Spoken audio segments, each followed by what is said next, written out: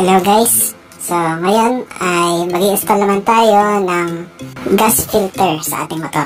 Kailangan lang natin ay itong filter, then itong tube, kahit anong kulay, then 4 na pirasong cable ties, then gunting, o kaya ay cutter. So dito sa ating motor, ayan, ang kailangan muna natin i-off itong ating tangke para hindi matapon ang ating gas. Tanggalin muna natin itong side cover para maaluan natin mailagay ang ating filter.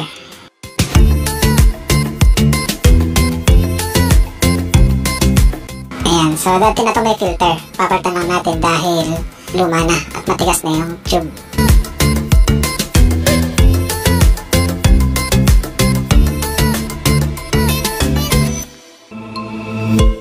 So guys, ito ay yung ating filter.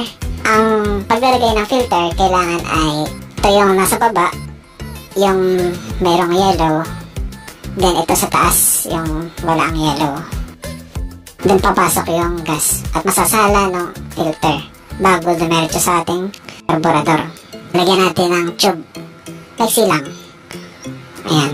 Then lagyan natin ng cable tie para ayan, at lagyan ulit ng cable tie.